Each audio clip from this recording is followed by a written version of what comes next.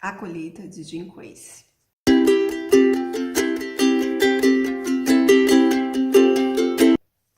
Quem me acompanhou no unboxing sabe que eu falei o nome do autor errado, sabe que as minhas suposições sobre o autor também, sobre o enredo, também foram, não vou dizer que foram totalmente erradas, mas não foi bem aquilo que eu estava esperando também no segundo momento.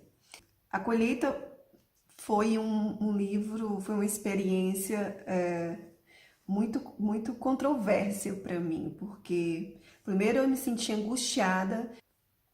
Toda a história é contada por um personagem, o Walter Tink, e tá na cabeça do Walter não é uma coisa bacana. Foi dos poucos personagens da literatura que eu li que eu fiquei louca para sair.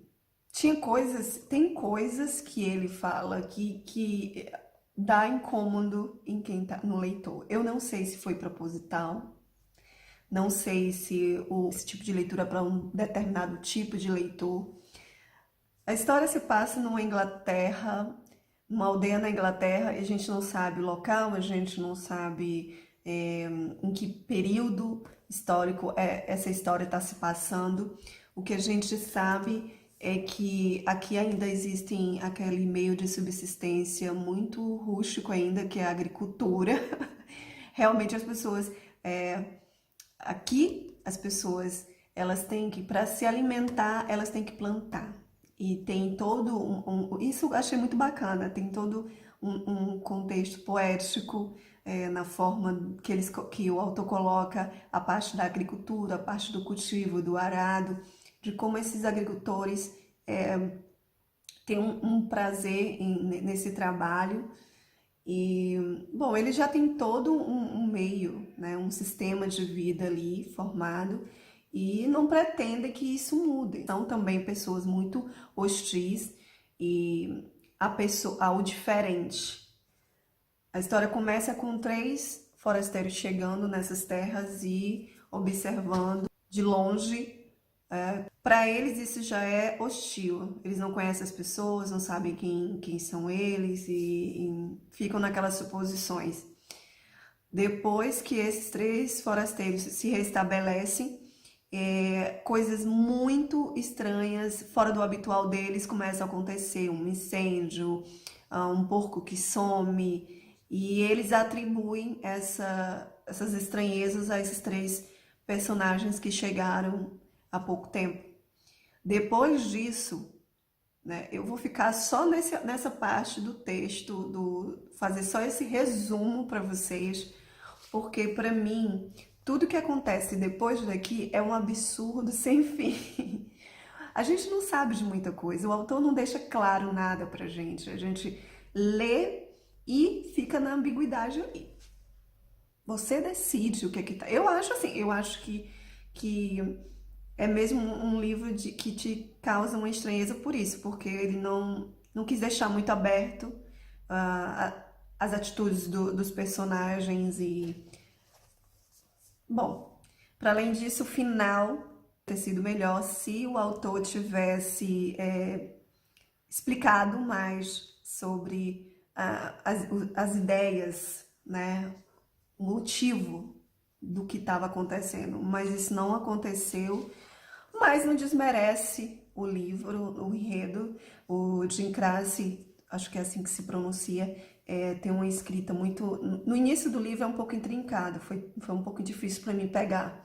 Mas eu não vou dizer que... Eu não posso dizer que eu não gostei da leitura. Eu vou dizer para vocês que foi uma experiência nova.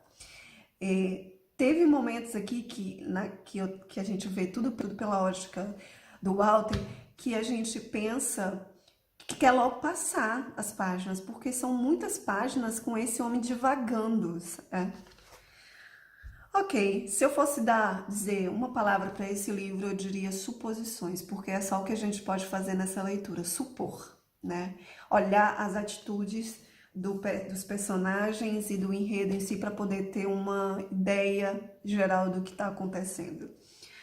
O único personagem aqui que me pareceu verdadeiro foi o Mr. Q, que é um fabricante de mapas. Foi o único que eu senti empatia. Foi o único que, se você for parar para olhar, fez algo de decente na história toda. Eu separei uma parte do texto.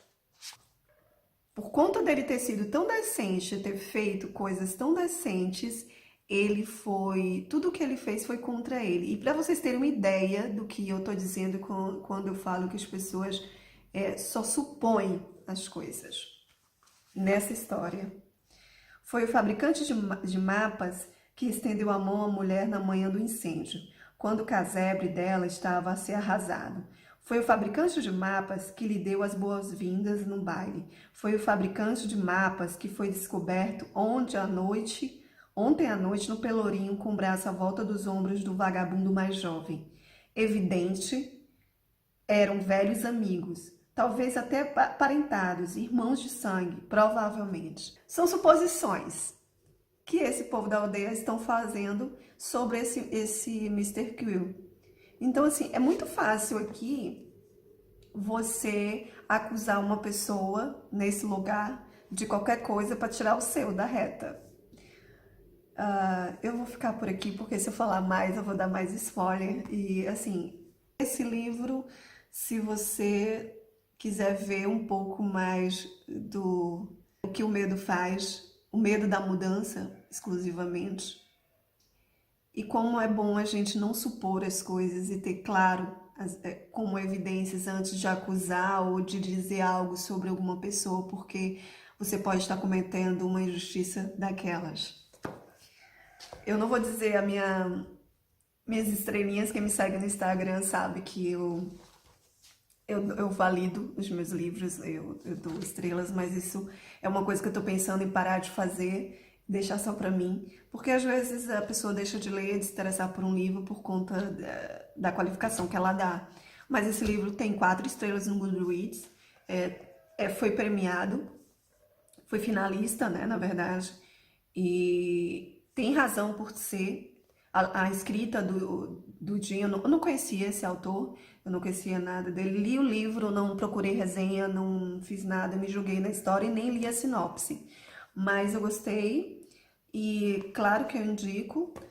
Não vou dizer que eu tive uma experiência gostosa com esse livro, eu tive uma experiência angustiante, essa é a questão. Mas essa foi a minha experiência. Tem o seu mérito e, bom, A Colheita de Grace. Fica aí uma dica para vocês.